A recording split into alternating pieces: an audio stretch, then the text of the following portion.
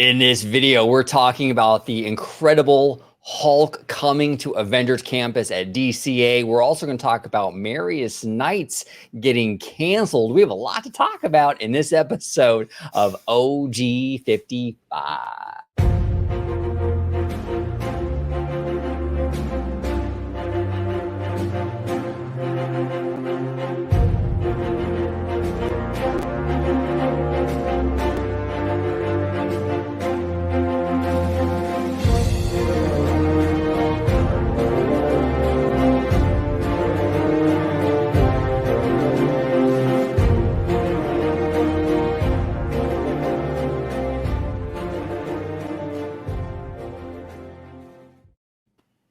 Welcome back to another episode of OG55. Like I said, we're going to be talking about the Hulk at DCA. We're going to talk about Marius Knights getting canceled at Disneyland. We have a lot to dive into. But before we do that, let's introduce my fantastic panel. My two brothers right over here. We got Vashkai, Dr. Dre, host of the Freshly Squeezed show here on OG55. Welcome back, Dre.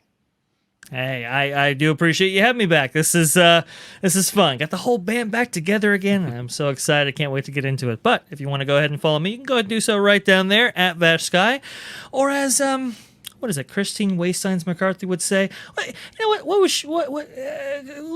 go ahead and play the Christine Wastelands McCarthy drop. And there's the biggest bargain of all. The biggest bargain of all. You can go and experience it at Vashkai if you follow me. And if you want to go ahead and see me, well, it's going to be on the channel you're watching right now at Orange Grove 55 at Freshly Squeezed, your source for juicy news and info, squeezed fresh right from the Grove. Perfect. And down below, host of the Citrus Corner Show, our Walt Disney World show here on OG55, we got George, Mr. Family Man 23 in the house. That's it, man. There it is. So glad to be back and talking some more Disney with you fellas. It's always a good time. And looking forward to many more to come. But I digress from that. If you want to find me on my YouTube channel, you can find me at Disney Family Man 23. If you want to interact with me on Twitter at Disney George. And of course, as Mr. OG55 had mentioned, you can find me here on Orange Grove 55 with Citrus Corner with all that sweet, juicy, but sometimes sticky Disney news and info. Pay attention, it's Joe time. There you go. Let's do it. So we're gonna dive in. The first topic of the day. We're gonna dive into some Hulk at DCA. Hulk smash!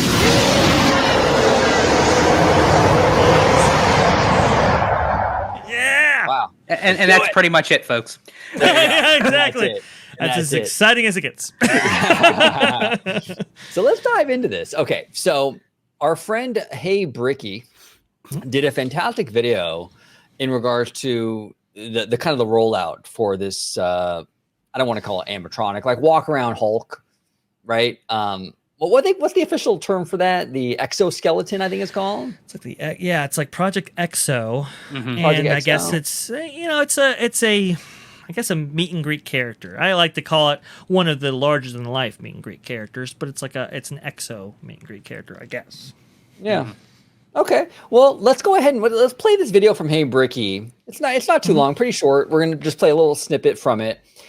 He dived into a lot of interesting kind of operational aspects in regards to this. We're gonna go ahead and we're gonna watch the video, and on the other end of it, we'll kind of give our thoughts on the Hulk himself and the operations and all that good stuff. So if you could, kind sir, if you can go ahead and play that, we'll get started. Will do. Hulk is going to show up. They would only say he's not going to be here for a long time. Not tell what I did wrong. I showed up 2 hours early. The cast members will not tell you when Hulk is going to show up. They would only say he's not going to be here for a long time. But does that mean 15 minutes or 15 hours or tomorrow?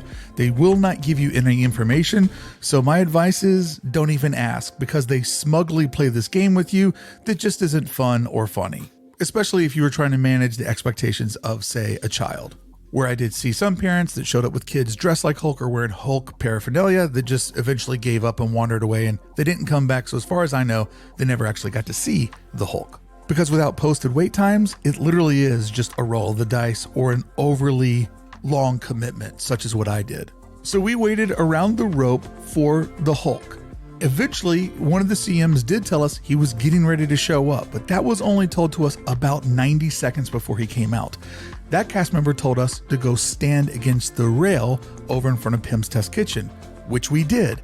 And then all these other people came up and created rows in front of us. So we waited a long time and were already pushed to the back row.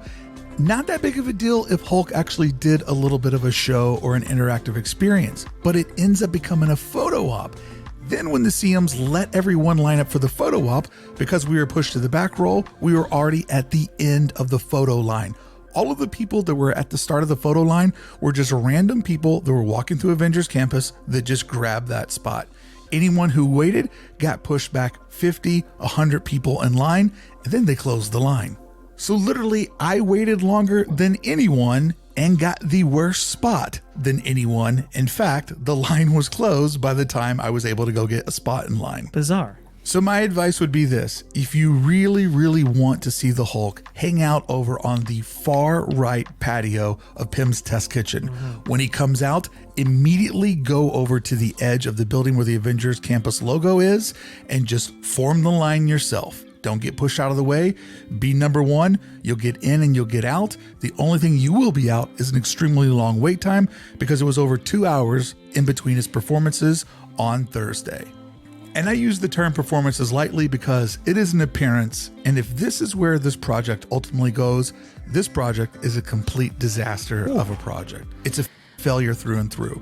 However, if this is step one of Project Exoskeleton, then yeah, it'll be great in a couple of years.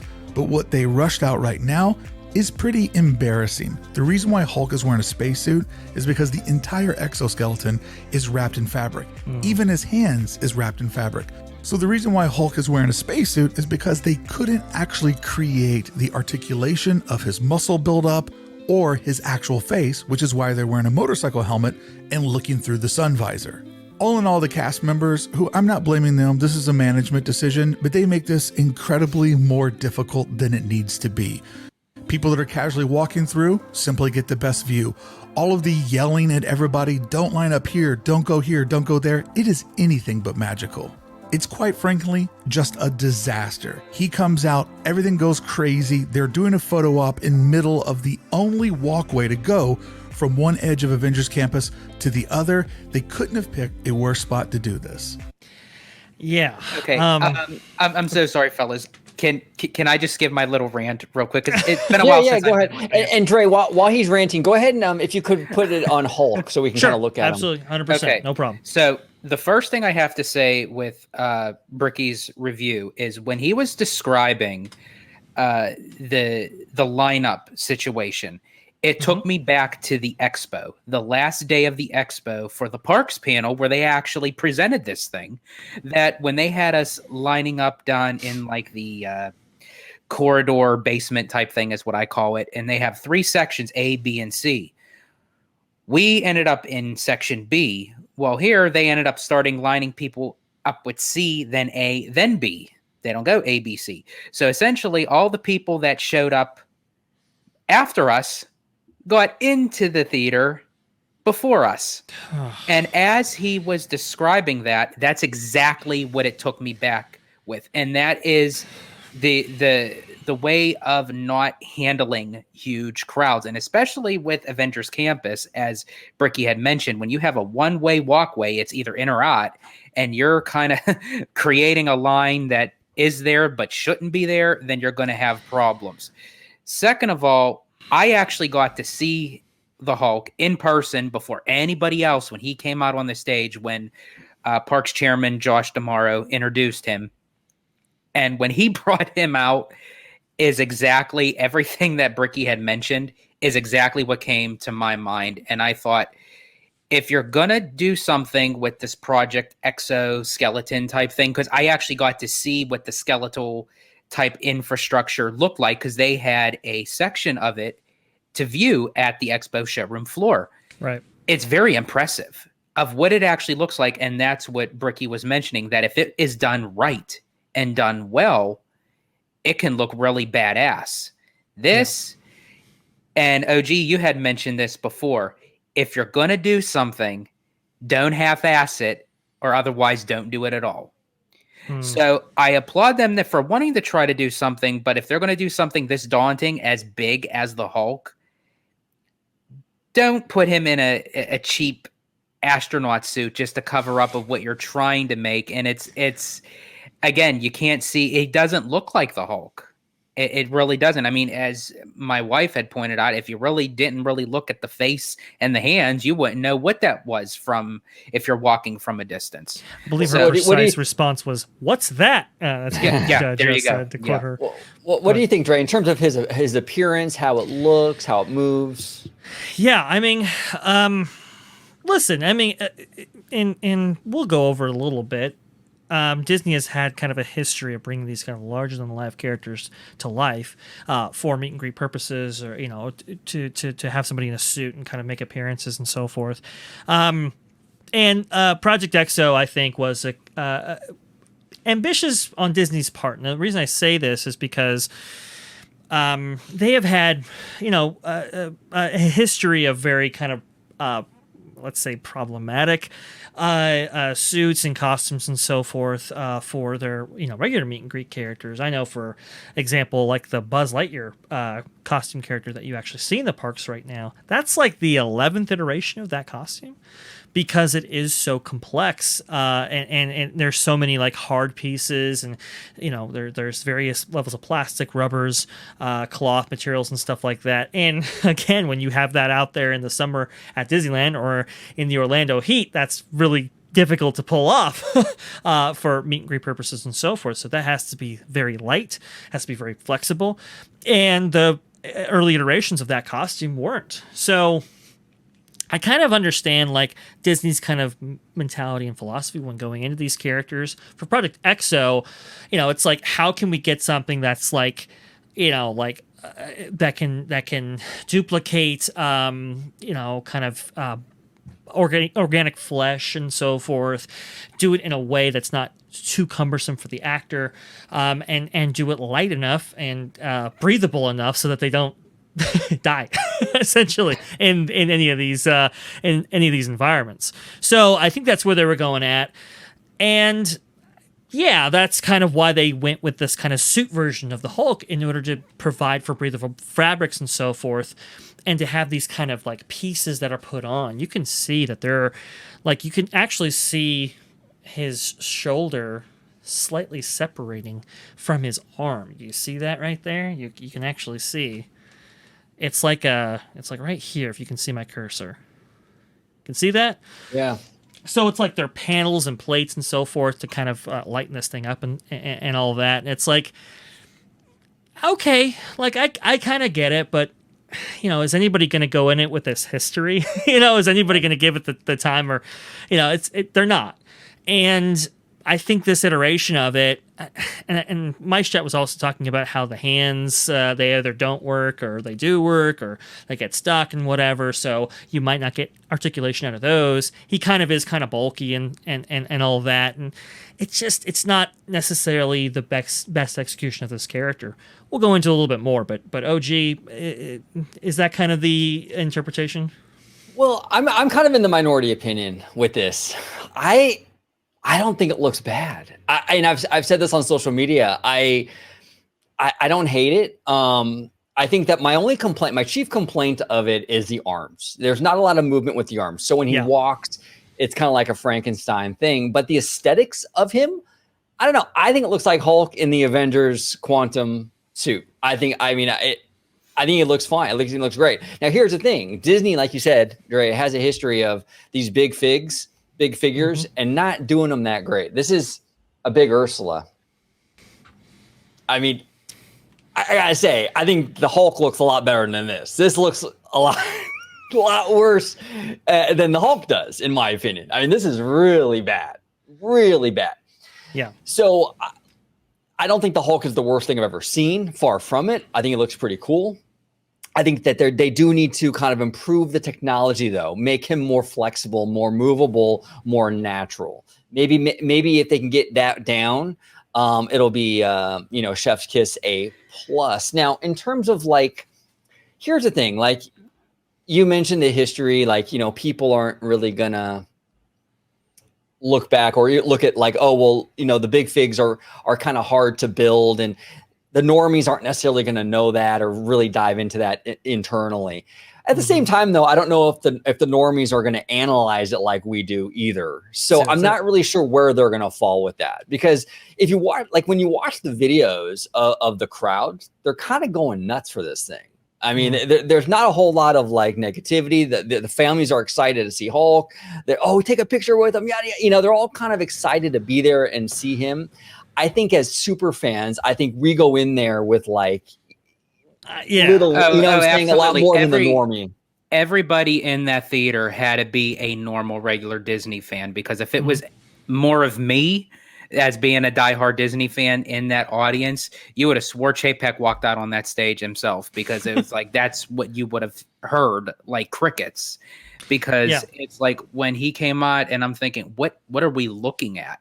And the first thing that it kind of reminded me of, those type of mascots that they have like for sports events and everything, that they kind of fill them up with air.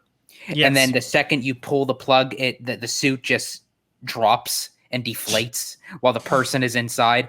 That's what that kind of reminded me of. It reminded me of like this really big walking kind of hot air balloon type of figure, where if you just like pull the little nozzle, all the air gets sucked out of them, and then there you have this little person walking around in this gigantic suit with these gimondo arms. It's kind of like a Baymax almost. Yeah. And see that's the thing. Majority of fans do hate the Hulk. They hate it. Like Bricky in that video kind of destroys it. He's like, this is embarrassing. This is one of the worst things they've done. And it was how they said. I don't feel that way. I really don't. It was how they set it up too, because they had Mark Ruffalo come on screen saying, who wants to see more of the Hulk? And when they said, we're going to have, at first I thought they were going to talk about like a Hulk e-ticket. I thought that's what it was going to be. That'd be cool. I thought like that was going to be the e-ticket. And they said, no, the Hulk's going to make an appearance. And I thought, that's going to be kind of cool. And I guess just in my own head, I was expecting something much more than what they brought on stage. I mean, maybe if I was to see this in person, it might say, what, this looks much better in person. If you actually look at the face actually looks realistic, but it's kind of hard. You can't really tell because you see the glare of the helmet, and it's like, but and there's not any blinking or anything associated with that too. So it's kind of like, okay, like it's a kind of a rubber suit, rubber head, let's say, and it's like I think there were ways to make it a little bit more convincing. It's interesting. You talk about a Hulk attraction. I mean, wouldn't it be cool if you had like a Hulk roller coaster made by B&M with like an upward launch, and then you can wait, never mind. It's already been done before. But no, I mean the I think there were ways to like make this figure a little bit more believable if they did have some articulation in the eyes, to your point. Just had a little movement up there so it looked a little bit less lifelike. If they maybe address those arms things, but also if they maybe would have added maybe a little bit more than just sound effects. Now we talk about the history of these characters that Disney has done. It reminded me of this Val the Velociraptor, and this is by Walt Disney. I think this was. Yeah, I think this was Walt Disney World News Today, I think is who had this video, if I'm not mistaken. Yep, that is accurate. And you can kind of see, which was kind of strange about this, they were using Jurassic Park sound effects for this. Oh my god. Here, let me see if I can get that. I think there's future paleontologists here today. So to the side, huh? Okay, so for this one... Yeah. It looks like he ate a person and they ripped through his stomach from the feet. This is you want to talk in, like, for me, this is embarrassing. Like this is really ridiculous. Now, if you see Blue from right. Universal, that one, because I got to see her. I got to see her in person. That one is pristine. I was just going to say that. So this is from Theme Park Shark here, who actually got some video of this. This is Universal's version of this. And as you can see, it's a little bit more believable, let's say. Now, again, I mean, even like Universal Studios Florida, they even have their blue like behind like a railing kind of configuration, so you don't see the bottom half. So it's even a little bit more believable than this. But this is the kind of thing Universal has set the standard for these kind of big figs, as you've called them, OG, for a long time now, and they've been pretty successful. Now, again, they're not like ultra convincing, and some of them are better than others, but they have done them historically pretty well. You can see here that's blue. They've done another big kind of meet and greet creature like this in the form of a Triceratops, as you can see right here. That one's cool. This one's like really, really cool, right? But the best analog for Hulk himself is going to be probably the Transformers characters that you can see in the lower lot at Universal Studios Hollywood, and I think they do have this at Universal Studios Florida as well. So he's kind of chewing down right there, but you've got some eye movement there, and you got some some head movement, and there's some other things that he does. But here, like, I think this is kind of like what people will compare him to most often, and I want you to take note of just how fast his articulation is here, but also the character interaction that he has, and I think that's what kind of sets us apart, and what Disney could have implemented to even make this even better, maybe the next go around. So I'll play this a little bit. Oh, and whose video is this, Dre? Oh, this is, understand, give proper credit, GRAM Mike. So GRAM and then MIC.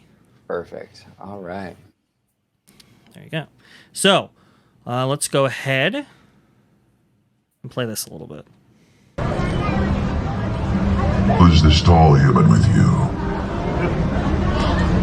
Make her leave. She's going to ruin the picture.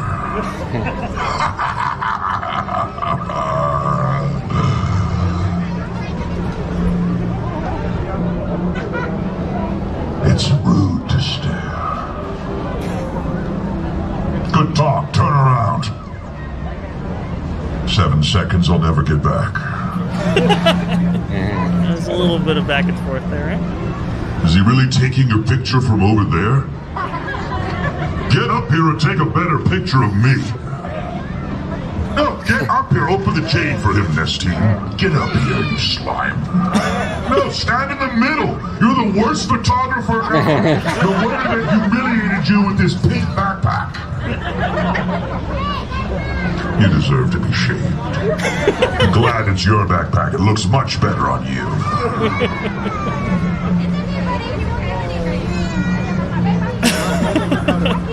But they kind of go back and forth like this. Yeah. It's really kind of it's that little bit of interaction. Yes, really I was just kind going to of say sells it. It's the best interaction, because I actually got to experience this done at Universal Orlando, and what they do with Blue and what they do with the Transformers. It's you bring them into our world, but you have to kind of go forth with the situation that you're put in based off of which character you're going to meet, and Universal does that really well.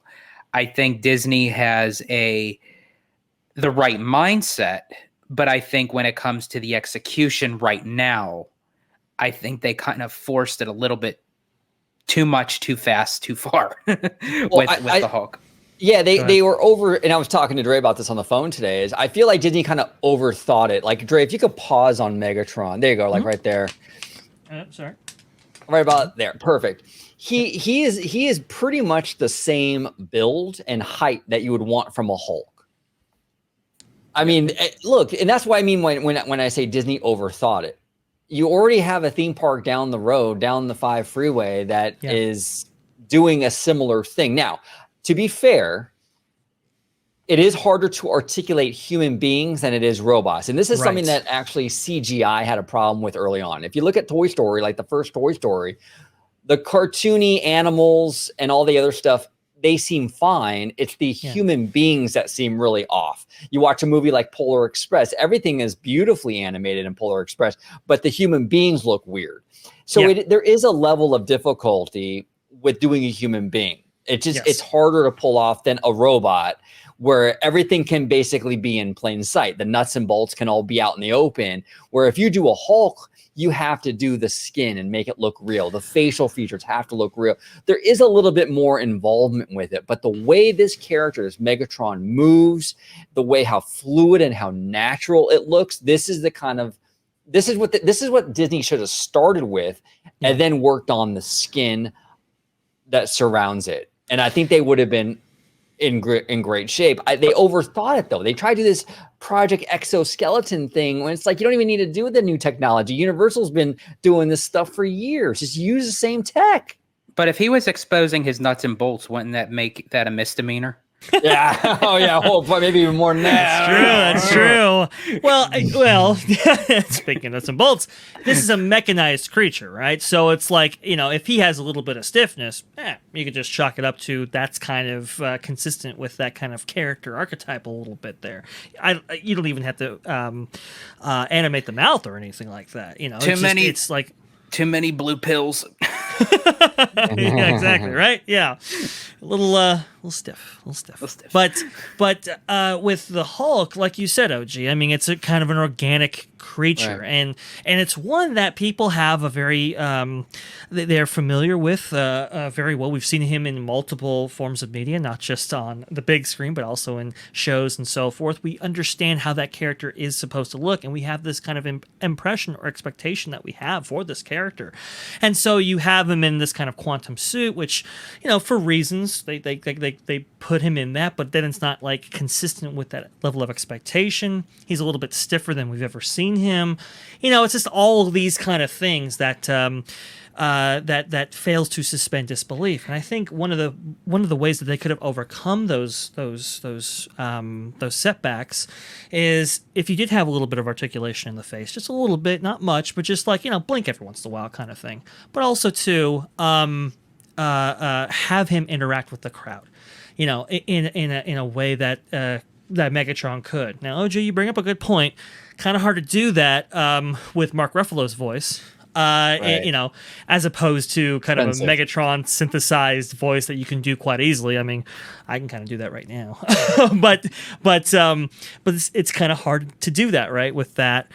And so it's like, well, maybe Thanos should have been the chosen character to debut in this way. I'm glad that you actually said that, because that's what's going to be my next point. I wonder if this is more like of a test run, so to speak, for something that's going to lead more into, because speaking of the e-ticket that's going to be placed in Avengers Camp, it's going to showcase Thanos in a whole nother way as King Thanos. So they're taking this original character and they're kind of adding more of a bigger backstory to him. So if they actually present King Thanos as a meet and greet in front of this e-ticket, but then kind of utilize the exoskeletal in a much broader manner where the fingers bend, there's facial expressions, they add audio, I think that would be a much better fit, as you had mentioned, Dre. Yeah, I think so. Oh, go ahead, OG. Oh no, go ahead, Dre. Then I'll go after you. Well, I was just going to bring this up. I think they obviously there are some operational issues with this, and I think a little bit more character interaction would help this figure. And so what they did here, they've kind of done something just after a couple days after they debuted this. They had him paired up with Black Widow. And that does two things. One is it exaggerates his scale, so you have kind of a point of reference, and it looks even more impressive even from afar. But also, two, she can interact with the crowd. He can have a little interaction with her that's controlled, and it's a lot more convincing. And so in that kind of context, it actually does improve things a little bit. This is via MiceChat, by the way. I believe Dateline Disneyland, Andy Castro's video. So, he's always doing good work out there for him. But you can kind of see here, like, she's kind of interacting with the boy here in the foreground here. They're posing, they're doing all this kind of stuff. And that way it's a little bit less on Hulk by himself. and a little bit more in kind of a paired scenario, creating a much more organic chemistry. And I think that is a step in the right direction. Yeah. And oh no, I'm sorry. Go ahead, OG, because you were gonna go next. Well, I was gonna actually try to go back when you can go back to the Bricky video, because I also want to talk about the operation, because the operation of this whole thing, the operational aspect of this has been a complete and total disaster. But George, go ahead and finish your point first, and we'll pivot after that. Oh yeah, no, I was just gonna say, like, when the Hulk was sort of kind of interacting with the child and he was trying to wave, if you actually look of how he had to wave, because the arm wouldn't move by itself. If you actually looked at the Hulk, he had to move his whole entire upper body into his torso just to get the arm to move to make it look like it's gonna wave. So even though it may disconnect into pieces, it's like one whole set format that the person performing as the Hulk, that they can't necessarily move each piece at a time. They have to move their whole entire body. Yeah. I mean, it's one of those things. It's I think to your point, George, I think this is kind of a trial run for, better, greater things. It's kind of unfortunate because they've been working on XO for quite some time. I think we first heard about it in 2019, if I'm not mistaken. Yes. And that's probably years leading up to that point. So 3 years removed from that, this is what we get in the parks. And it's just, as Bricky mentioned, it's as a starting point, not bad. But, when, as you pointed out, OG, with the kind of standard being set on the 5, down to Universal, it's like, people are going to compare and people are going to kind of look at this a little bit differently.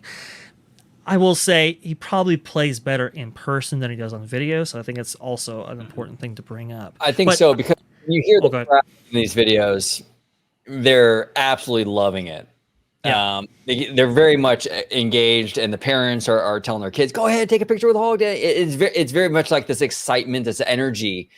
When you're there, I think it's probably different. Absolutely, I do agree. Now, operations. I think this is also a pretty important point, OG. So, what do you want to go ahead and say about this? Yeah, well, it's kind of funny because like Bricky did a great job here, kind of breaking this down. And what a mess this is. Yeah. This is, look, for me, I'm in the minority. I like the way he looks. I don't think he looks bad. He moves a little stiff, but overall, I think it looks like a pretty cool Hulk walk around, in my opinion. But where Disney really dropped the ball, though, in my opinion, is in this. Yeah. This is a bottleneck going from Avengers Campus to the Mission Breakout attraction, which is to your left.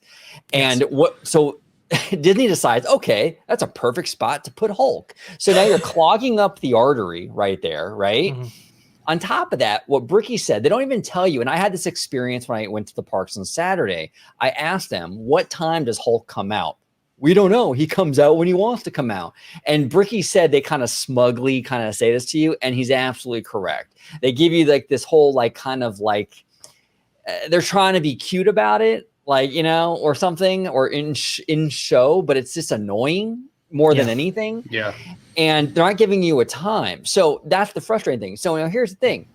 It creates chaos because now you have a bunch of people loitering around the area waiting for Hulk because no one knows when he's going to come out. If you just gave everyone a time, 2:30 p.m., he'll be out there. You won't have the loitering all day, and you can just address the crowding around 2:30, and it would be much more clean, streamlined kind of operation. They set this thing up in such a messy way. Yeah. And it's just it's a total shit sandwich. It really, really is. I don't know why they do it like this. It's weird. It is. And they already went through this with when the land originally opened, and they didn't have any times in place for any of the character experiences that you could see here. Whether it was the Dora Milaje, I believe, for Black Panther, the what is Doctor Strange or Spider-Man. And very quickly they remedied that problem by actually providing times. And we were there, George, together right before the day, that night's Oogie Boogie Bash. We got to see one of the last showings of Spider-Man. And yeah, I mean, people kind of, as they get close to that time that people kind of very in organized fashion kind of line up on one side of the pathway.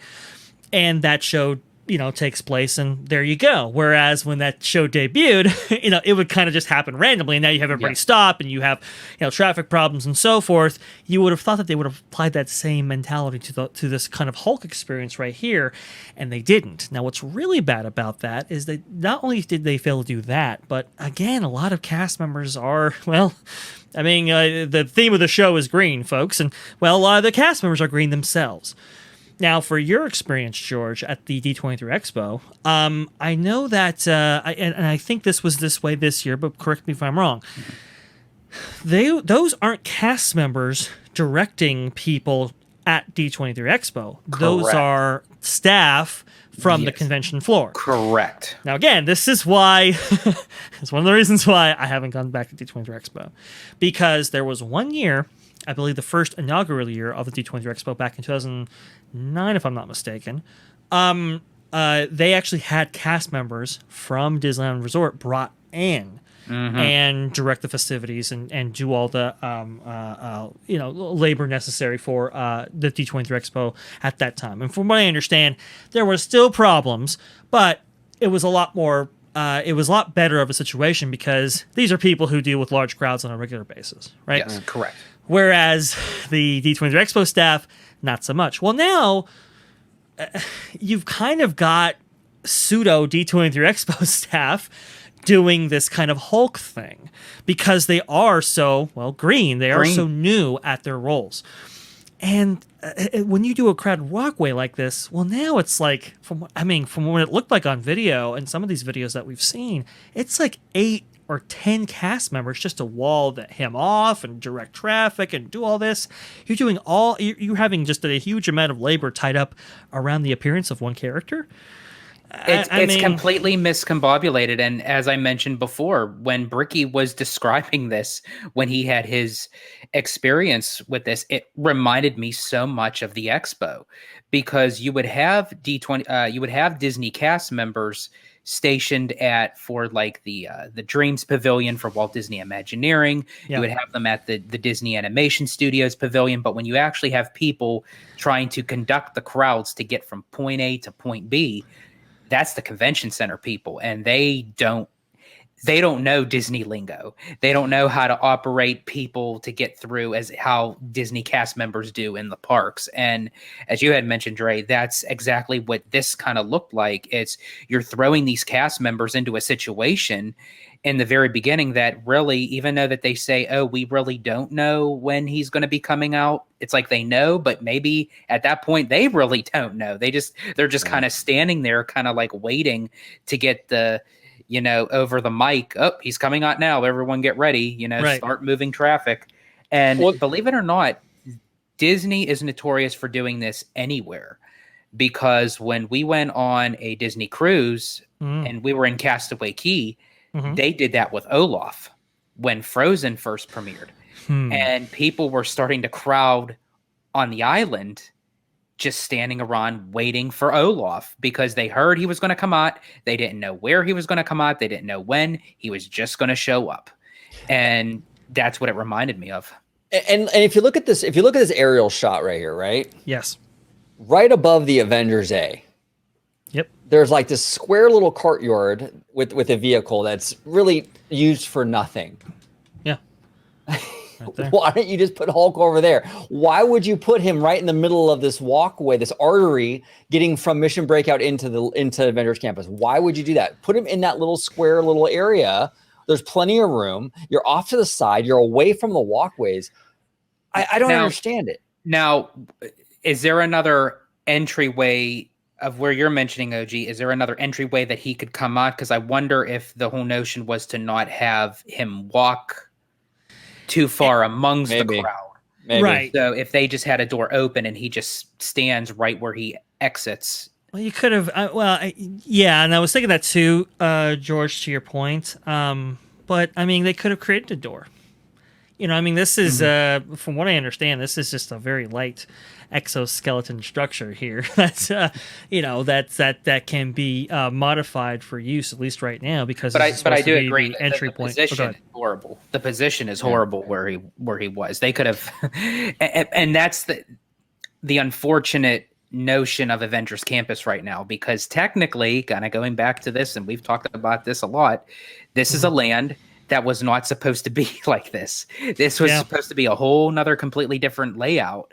And when you have a one-way track of a land that you want to do so much with, until they expand it, they're kind of left with the short end of the stick.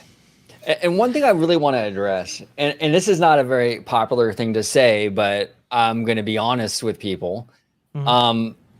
Yes, like Bricky says here in the video, it's not these cast members who came up with the logistics, right? And that's true. But I think he even mentions, I think it was his video, or maybe it's another video, where they mentioned how the cast members were kind of a little too aggressive about moving people through. Was that in Bricky's video, Dre, or is that somebody else's? Yeah, so I was going to play this part because this play it. This is quite interesting. So this is from Five Fires. Okay, it's Five Fires. Right here. Yeah. This is from Five Fires live stream video that he did on the inaugural day. I believe it was the inaugural day of the kind of Hulk's debut here. And you have this cast member here. Now, I don't mean to put this cast member on blast, okay? And I understand these are very trying conditions. It's a very popular character. Everybody wants to, see him. It's a crowded walkway. There's a job to do here. Mondo. But cool. Let's go balls to the wall. Go for it, Dre. Oh, there you go, right there. There you go, right there. For sure. Now, Mondo, he likes the air horn. There you go, right there. So, got to give it to him a little bit. But I know it's a very it's a kind of an intense situation. So it's you can't be you can't always offer the Disney niceties that are associated with cast members in these situations. I get it. But to give you some context for this video before we play it, he is standing on the Pym's Test Kitchen patio. So he's not even in front of the patio like Bricky was. He's actually behind it and like in and amongst the areas where you can eat. That's where he is right now. Now, watch what this cast member does here, and we'll break it down a little bit here. Let's see. Need some audio here before I play. Here we go.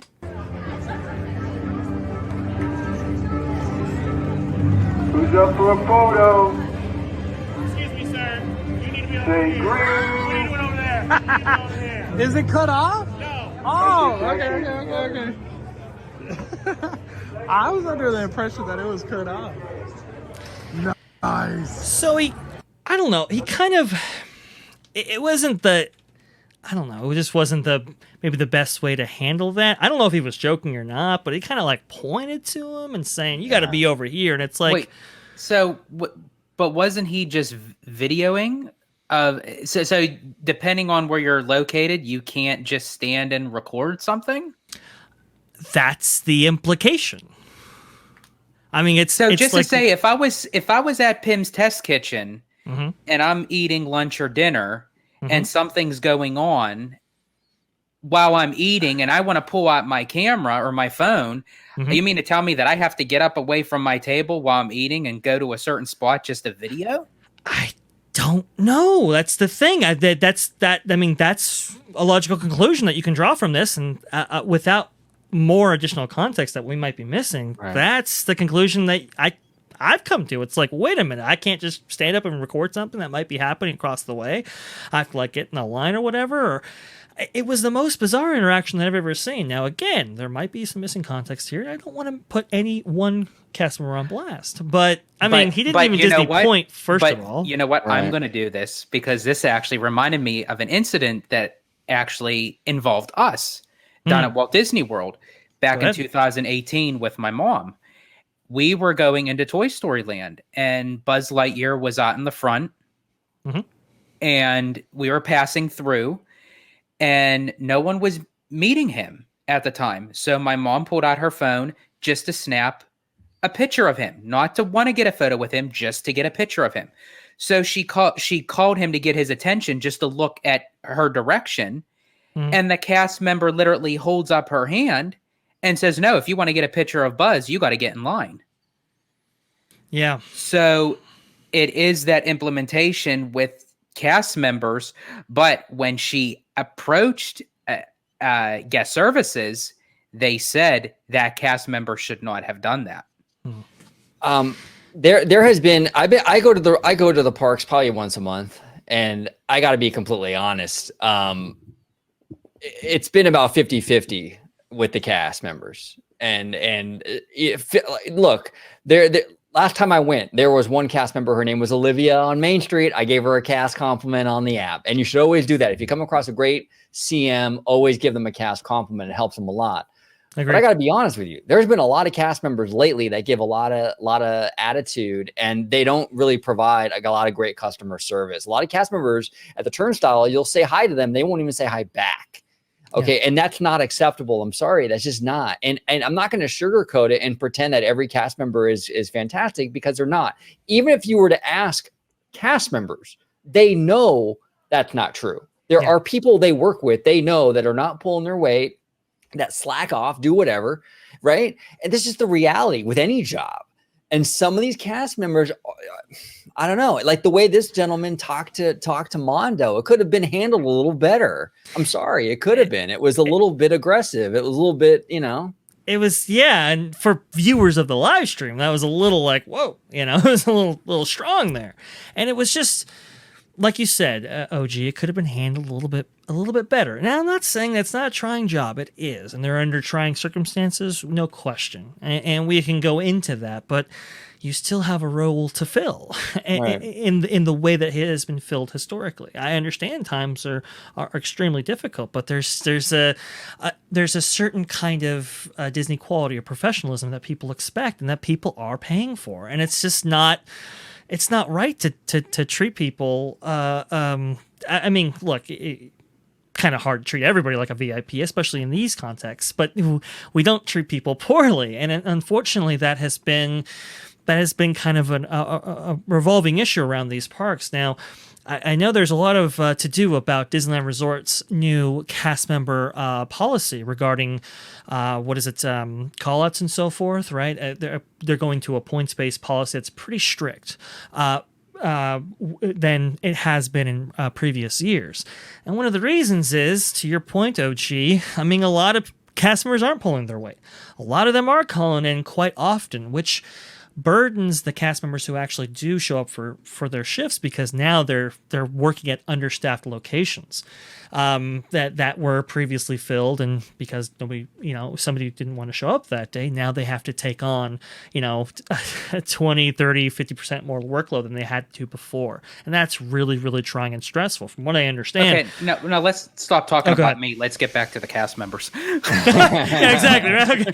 Sorry, George. We really had to address your attitude. Seriously, I mean, it's been questionable, and we got to call you out like this. I'm sorry. No, you've been great, but no, I mean, from what I understand, I guess Disney, when going over this new policy for cast members, from what I understand, they bring out an instance where I think there was a cast member over the last year who abused the previous policy so much that I think he called out like 60 to 100 times and wasn't fired.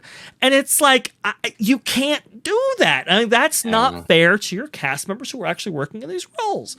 Yeah. And it's like, something's got to give, something's got to change. Yeah. And unfortunately, I mean, you can talk about competitive pay practices and why this might be happening and so forth, but you have a role to fill. You have a job to perform. And, I mean, the minimum is just showing up. Yeah, no, 100%. And like in regards to this gentleman right here, like you said, Ray, there's context involved that maybe we're missing and stuff like that. We weren't there. We're going off a video, very short interaction. So, but it's just when you go to Disney, I don't know, you just expect a little bit more, a little more friendliness, I guess. I mean, even when they're directing, I know they got to be, firm and make things happen, but you can do it in a way that's a little bit more, playful, polite, I guess. Yeah. And that was not a great interaction, to say the least, but hey, everyone has bad days. So I'm not gonna, but at the end of the day though, it's still Disney, and there's a high threshold for what people expect from cast members. There really Yeah. is. You know, You're nice, OG. I just would look at them and say, "Quit your shit." Well, and the other thing too is as the price increases for these events, admission, these extra experiences and stuff like that, the expectations are further increased, and people's tolerances are a little bit less than they were before because they are paying such a high cost. It's a difficult situation, I understand, and like OG said, maybe there is some missing context here, but it was just really kind of unfortunate to kind of see this, and OG and I have had conversations about our experiences with cast members in the parks and stuff like that, and some of the interactions have been kind of questionable, to be honest. Yeah. It's unfortunate. And I gotta be honest though, like if there's a cast member that goes above and beyond, I will get on the app and do the cast compliment. Almost every single visit, I'm doing at least 1 or 2 cast compliments. Just every good interaction, because it's important, it's important to help those cast members out that are providing that Disney difference, a little boost. You know what I'm saying? It's good for them. It helps them.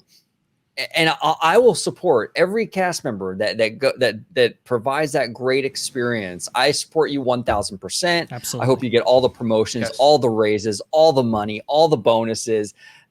I mean, you deserve it, But look, if someone's going there and they're not, and they're kind of phoning it in, and they're giving kind of a lot of attitude and sass to guests and stuff, I'm sorry, there's no excuse for that, no matter.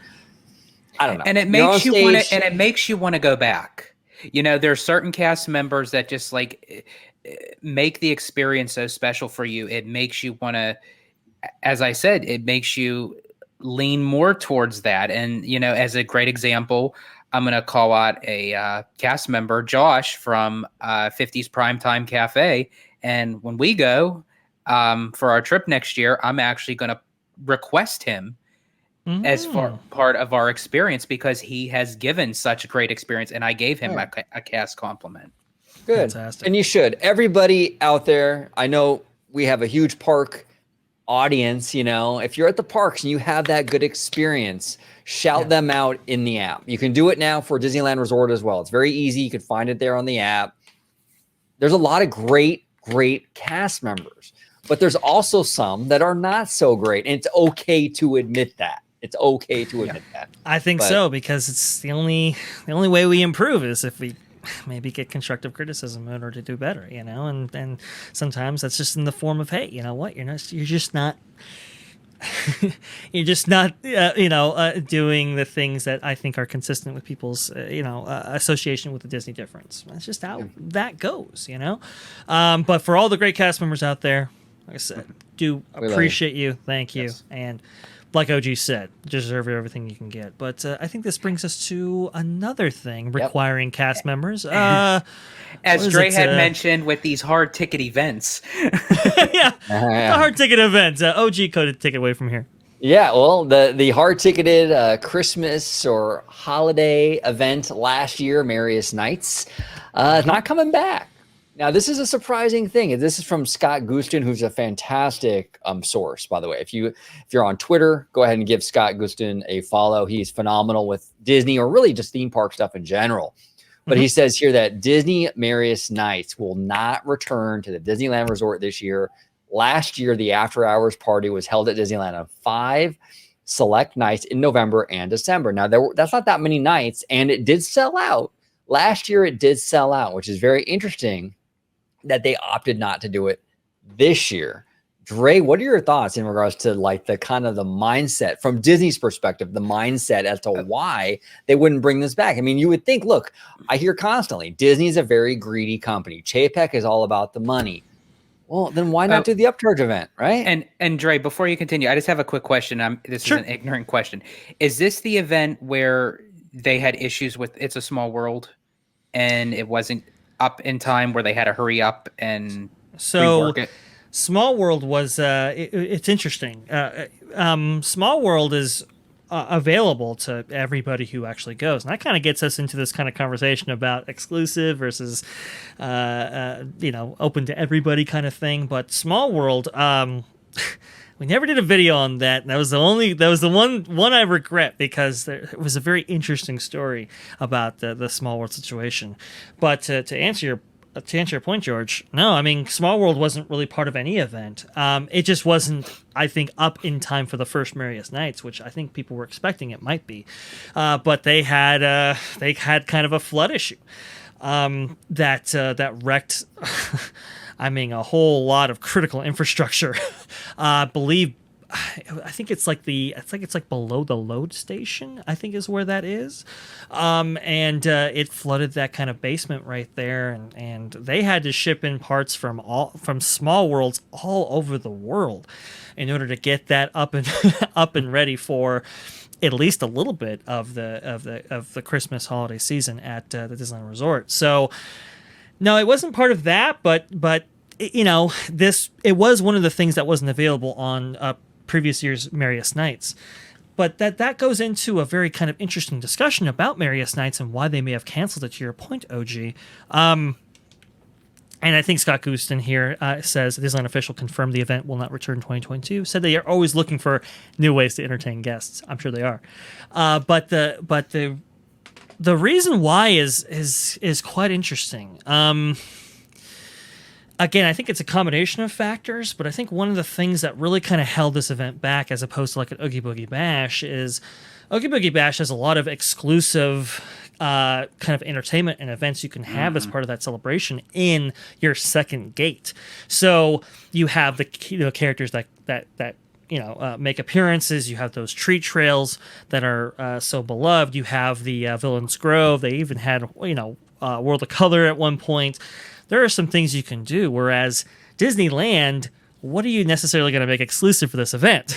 And that was kind of the thing. It's like, well, do we make the Christmas Fantasy Parade and the fireworks exclusive? And that kind of like, do we necessarily want to do that? Because that could potentially cannibalize the regular day's guests. Right. Then it's like, well, do we kind of have kind of musical acts or do something really special for folks for the Marius Knights event when we don't necessarily have that much money to spend for that kind of entertainment, and resources are slim, labor's slim, obviously. And I think it was kind of that battle, that negotiation, where it was like, listen, this is the key park. People have been coming to Christmas time at the Disneyland Resort for 20 plus years now. I mean, this is kind of a perennial thing for a lot of families. And do we necessarily want to make this a hard ticketed event like we have in Walt Disney World when we only have 2 parks? Walt Disney World, they have a number of parks where people can kind of shift to, and there are holiday events there. I miss the Osborne Festival of Lights, but that's a whole nother. Yeah, that's a whole nother conversation there. And we could get into that, yes, for sure. Yes. But it's kind of those things that's like, okay, you know what? If I don't have Magic Kingdom, that's fine. I can go to Epcot and that kind of thing. Whereas Disneyland, I mean, this is kind of expected. I think that's the problem, though. Even with Walt Disney World's, Mickey's Very Merry Christmas Party and Mickey's Not So Scary Halloween Party, is because both of them are held at Magic Kingdom, which has the similarities of Disneyland Park. And even though they have the stage shows, they have the parade and everything, but there's not really too much exclusiveness as much as like just with merchandise and food offerings. And it's like, does a person really want to spend that amount of money on a hard ticket event just for merchandise and food offerings? Now, in the case of Oogie Boogie Bash, I was able to have the opportunity to go twice, last year and this year, with Mr. Vash Sky here. And I have to say that aside from the treat trails and everything, but you have, as you had mentioned, Villain's Grove and the villain meet and greets and everything, and the parade. And it's like, it fits well with DCA and with the holidays, especially with Epcot, when they did holidays around the world, where you get to see Santa in the different cultures of the countries around the world, in Germany, in Norway. It's a very unique style based off of what park you're in. And I think that's where it kind of lacks in that expectation when you have it at Disneyland Park or even Magic Kingdom. And I think there's just an industry sort of standard right now Yeah. It's kind of an industry-wide thing right now to have these upcharge, hard-ticketed Halloween events. So the general public is sort of accustomed to having to shell out more money for Halloween True. events. They do it True. for Universal. They do it for Not Scary Farm. They Mhm. do it, I think, for Magic Mountain too, if I'm not mistaken. Six Flags. I mean, Yep. it's just the standard. So when you have a hard-ticketed Halloween event at Disney, it's like consumers are kind of privy to it, and it's a thing. Right. But no other theme park, to my knowledge, Universal or any other competitor, really charges extra and does the same kind of hard-ticketed event for Christmas. And so it's a little more jarring when you kind of go into that direction, I think, when none of your competitors are doing it. And I don't know. And like you said, Dre, I think you make a great point. You kind of cut away from the value of visiting the Disneyland, and not doing the upcharge event. And so why are you going to kind of fuck with something that works so well? You're getting so many people in these parks in Disneyland during Christmas. It's a major time of the year for Disneyland, probably the biggest time of the year all year, even bigger than summer. Why are you going to mess up that formula that's working so perfectly with an upcharge thing? The trade-off probably wasn't there. And that's what I'm going to continue with what your statement, OG, is because, and not to get a little bit preachy, but when you take Halloween, it's more universal, no pun intended. Where with Christmas, you may have someone who doesn't celebrate Christmas. You may have someone that celebrates Hanukkah or Kwanzaa, but still enjoys the holiday festivities in the parks as a whole. But as you had mentioned, when you have a hard ticket event where you have to pay extra money, and it's, as you had said, I think if they kind of crunch the numbers, people would probably pay more for Halloween than they would for Christmas, as for a hard ticket event goes. Yeah. Right.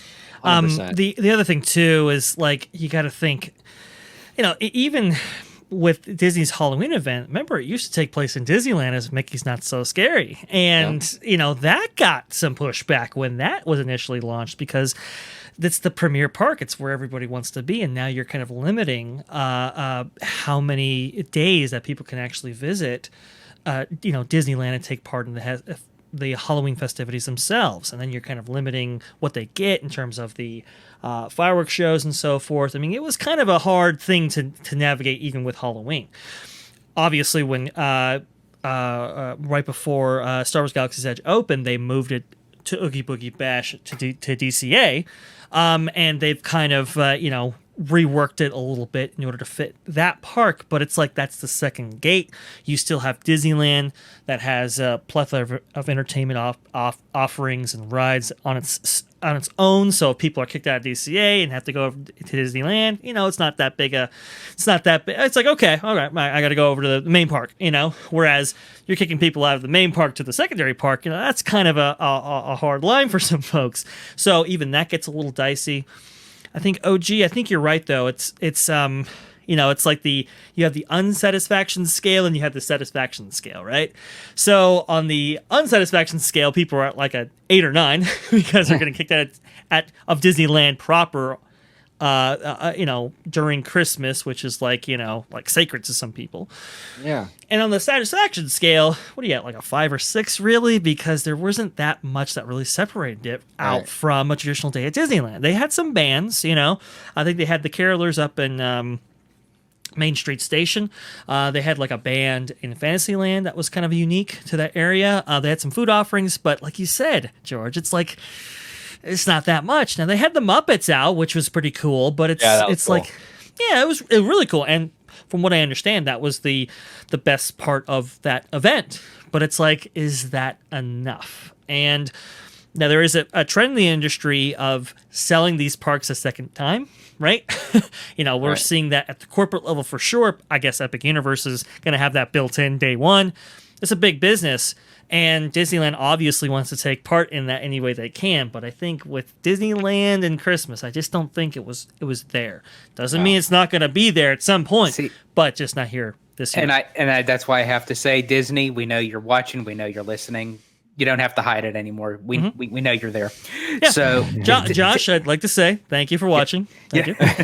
that hint, hint, wink, wink, as Mr. OG himself would say for that third gate, that's why we need the Westcott. Just Yes. saying. That's Build it. it. You got to They have will Westcott, right? And now you can do a little bit of stuff at Disneyland, or maybe at that third park. Who knows? But it's interesting thing.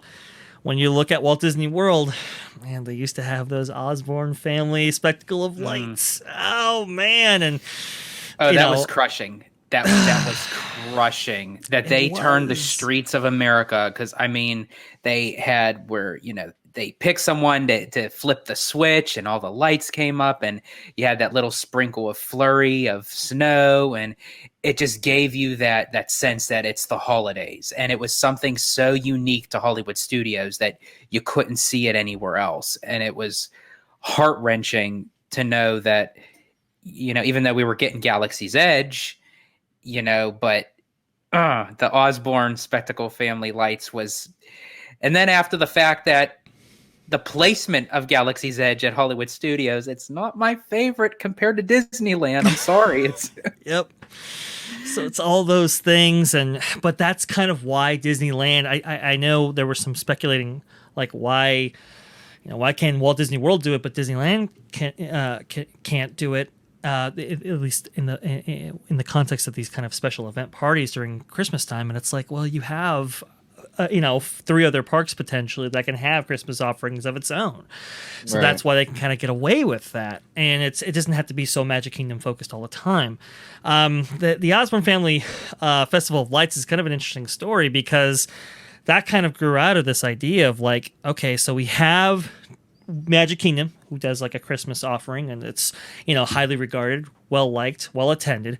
We have Epcot doing kind of the same thing, but we don't really have anything for Disney's Hollywood Studios. And I guess Bruce Duvall was watching CNN one day, which was, I guess, the head of Walt Disney World at that time, and he's clicking to the channel, sees CNN, and sees the story of this kind of business owner who is setting up this menagerie of lights in Little Rock, Arkansas, of all places, and is like, what is going on here? Well, apparently the story goes is that I believe in like the mid 1980s, 86, I believe. His name is Jennings Osborne, and he comes home to his daughter. I guess he's a businessman, and he asks his daughter, "Hey, what do you like? What do you want for Christmas?" And she tells him, "Well, because you're not home all the time, can we at least have like a little Christmas decoration outside? This Christmas?" And it's kind of one of those like, "Oh, I see. I'm not at home a lot, and I guess they want me at home. Well, you know what? I'm going to do the biggest spectacle that I can possibly do." And he gets like 1,000 lights, sets them outside of his home, sets them all up, and it's just this great Christmas kind of event.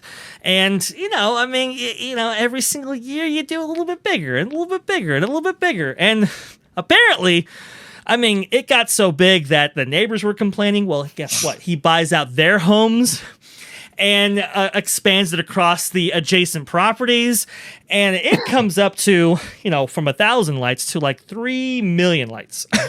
This thing is absolutely massive. And this creates this kind of sensation that brings in not just nearby towns, but nearby cities, nearby states. There's a huge traffic problem for these things every single night. Apparently, the other neighbors kind of get pissed, and they sue Jennings Osborne to stop this, and it goes all the way to the Arkansas Supreme Court. And the Arkansas Supreme Court, unfortunately, they side with the neighbors, and he has to, unfortunately, not do this display like he has done in years past. They even bring it up to the United States Supreme Court, and I think they declined to take up the case. So that's kind of how that goes. Obviously, Osborne's a little bit crushed from it, and but hey, Bruce Duvall, to the credit of Walt Disney World Ops, they're watching this going, that's interesting. Why don't you go ahead and give this guy a call and see if we can work something out for maybe an entertainment package as part of Disney's Hollywood Studios, who needs a kind of a holiday event of its own, let's say, right?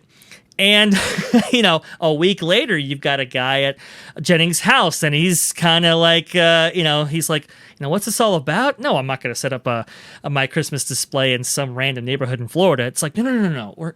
We want this to do this at Walt Disney World. And it's like, oh, Well, that's a different story. Apparently, Osborne is a huge Walt Disney World fan, and he's like, "Oh, absolutely, come inside," And he shows him around, and he sees these decorations, and apparently, it's a whole bunch of stuff that he's gotten like at Walmart and Walgreens and all this kind of stuff. It's like from like the 80s, right? And it's like, oh wow, so this is all this, and it's very disorganized, as one could expect, And it's like, okay, you know what? We'll go ahead and we'll do something with this. And I mean, within a matter of weeks, they have 4 big moving vans come take all of everything that he has out, and they set it up in kind of the backlot area of Disney's Hollywood Studios, in kind of the residential neighborhood that used to exist there. Mm-hmm. And talking about it with Jennings, he was like, well, I like to have these kind of I like to have the lights like immerse the guest, immerse you, like you're walking in amongst them. They're kind of low level, but they're kind of over you and all that kind of stuff. And they kind of, they do as best as they could, at least back in 1995 when this actually transpires, and they have a very limited time to do it. The initial display is about 2 million lights. And I mean, the Walt Disney World ops are just kind of like, hope this works. Apparently it does. It is a huge, huge hit.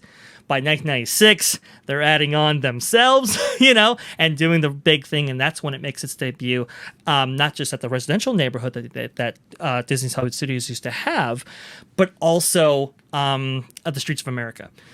And now Hollywood Studios, they don't have any kind of like street setting where they can continue this on, that they can, if they wanted to. Sunset Boulevard? That's what I was thinking. Yeah, it was going to be Sunset Boulevard that leads up to Tower of Terror. Yeah, and why not? That's all they had to do, was just move it from one side of the park to the other. You don't necessarily have to get rid of it. That's my biggest gripe, is I just wish Disney would get out of the mindset that if they want to add something new, you don't always have to take something away. Yeah, and Walt Disney World is notoriously cheap when it comes to entertainment. I mean, hell, they could have added it to Disney Springs. I know, but look how long it's been since you guys had a nighttime parade. I mean, it's crazy. They're so tight with that entertainment now. Like that whole screen, OG. Oh yeah, that story that Dre just told us about how like the Walt Disney World ops reached out to the Osborne family to bring this to a Disney theme park would never occur today. They don't even bring back their own parades, let alone someone else's stuff. I mean, it's a whole new world. No pun intended. I think it's kind of funny of how many people that I brought this up that they actually thought Ozzy Osbourne does holiday lights. Yeah, that's probably the nearest association. This is kind of a cool video. This is a vintage, a kind of archival video from the 1998 season from Vintage Disney Parks channel. And, this is kind of what it looked like, both on Residential Street. Before that was bulldozed for Lights Motor Action. And a little bit, I believe, on Streets of America. But I mean, this was quite the display. It is. If this looks amazing on a video, if you had the opportunity to see it in person, it was like something you have never seen before. And I've seen many light displays during the Christmas time, but not on this scale. It was absolutely huge. I mean, we're talking by the end of it, I believe, was it 2016 was its last season? 2015, 2017, somewhere around there? I'm trying to think. They had to close it off, or I think it was 2016, 17, around there. Something like that. Yeah, I think it's 2016. I think Siemens, it looks like, was the sponsor up until 2016. So that's probably the last season for it. I mean, this got real big, very, very large. And even though Residential Street was eventually taken away, like I said, when they installed Lights Motor Action, I mean, this was, it was still huge. It was still big. And it, like you said, it was unfortunate that they got rid of this. And they've had some holiday offerings from Disney Television Studios ever since, but it's just not necessarily to that level or scale. And it's kind of, like you said, OG, it's kind of rare that Disney team up with anybody outside for any reason whatsoever. I mean, I think the two most notable examples are George Lucas and James Cameron, right? I mean, and outside of that, we don't get much, but they did team up with the Osborne family, and it's a kind of cool story that's worth bringing up, as this kind of history, leaves us year after year. 100%. Well, gentlemen, I just want to say it's been an honor serving with you all. And how appropriate. Fantastic conversation today in regards to Hulk at DCA Avengers Campus, the ops disaster with that whole situation, the figure himself we talked about the Osborne Lights, we talked about Marius Knights not coming back. Fantastic conversation. Everybody at home, comment down below with your thoughts on everything we discussed today. We'd love to hear from you. We feed off the audience. We'll take viewer comments and make entire videos around viewer comments. So if you have a comment, put it down below. If you have a question, put it down below. We'd love to hear from you. But we're going to sign off. Before we do, Vash Sky, host of Freshly Squeezed, producer Dre. If you could let everybody at home know where they could find you on social media, sir. Hey, best place to find me is going to be at Vash Sky on Twitter. It's right down there, as Christine Wastelands McCarthy would say. For all the robust. And do you have that drop there? And there's the biggest bargain of all. Biggest bargain of all, right there. I love that. I love to hear Walt. I love how we're including more and more of him. Fantastic. I love it. But you can go ahead and do so right down there if you feel so inclined. And hey, if you want to see me, well, it's going to be on the channel you're watching right now at Orange Grove 55 at Freshly Squeezed. Your source for juicy news and info, squeezed fresh right from the Grove. You know what? You're going to squeeze that orange like Hulk. We have a Hulk.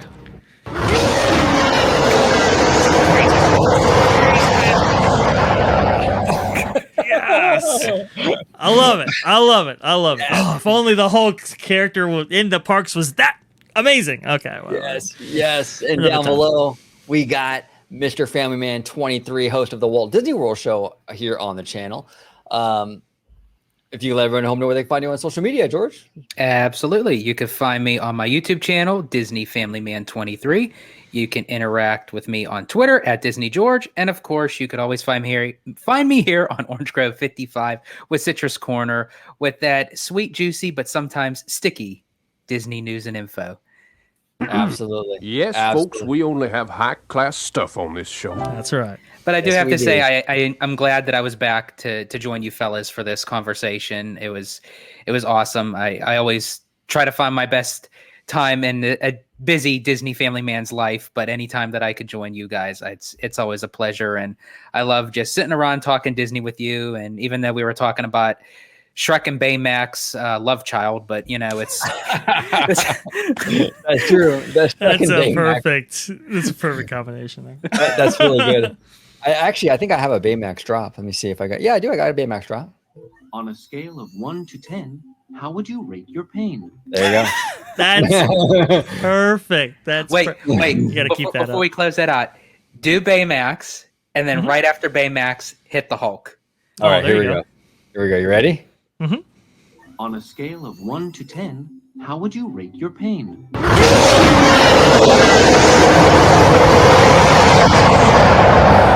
Man, that is something. Sorry, headphone users. Yeah. Thank you all so much for watching. We appreciate all of us here at OG55. Appreciate all the support over the last 6 years. We're going to keep going. We're going to keep having fun, talking parks, nerding out with this stuff. We're having a blast. We hope you're having a blast. And as always, have a wonderful, wonderful day.